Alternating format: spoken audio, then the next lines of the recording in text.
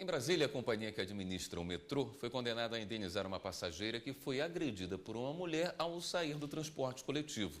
Segundo a decisão do Tribunal de Justiça, os funcionários do metrô nem tentaram impedir a agressão.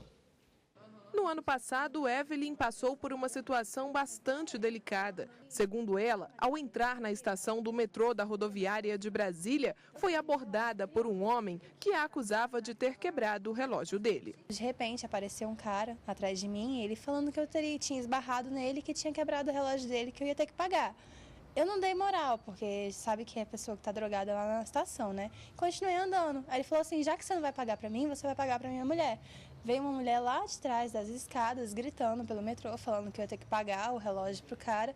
E eu comecei a andar mais depressa na direção do guichê para pagar. Com muito medo, Evelyn pediu ajuda aos funcionários que estavam na catraca do metrô, mas eles teriam negado qualquer auxílio. Ela conta que a mulher, que parecia estar drogada, pulou a catraca e deu um soco no rosto dela. Só após a agressão, a jovem teria sido atendida. Além dos ferimentos no olho, Evelyn diz que ficou psicologicamente abalada. Eu fiquei muito traumatizada. Eu tinha medo de ir na rodoviária, eu não ia mais sozinha. Tanto que eu ia de metrô, passei para o trabalho de ônibus, o dobro da hora, mas eu tinha medo.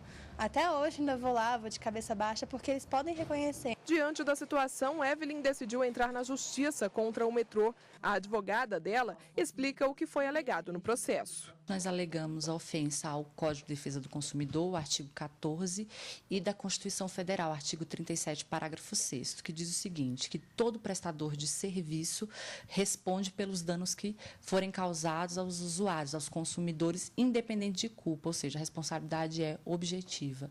Então, foi basicamente nisso que a gente baseou toda a ação e também na questão da omissão do socorro por parte do funcionário do metrô. O metrô foi condenado. Agora terá que pagar indenização de R$3 mil por danos morais à jovem agredida. O réu chegou a recorrer. Alegou que a autora da ação não demonstrou os danos experimentados e os relatos dela não passam de meros aborrecimentos do dia a dia. Mas a primeira turma recursal do Tribunal de Justiça do Distrito Federal manteve a sentença. De acordo com a juíza, a Companhia do Metropolitano do DF, enquanto prestadora de serviço público, deve responder objetivamente pelos danos que os agentes contratados causam a terceiros. Destacou ainda que essa responsabilidade só pode ser excluída caso haja comprovação de culpa exclusiva da vítima.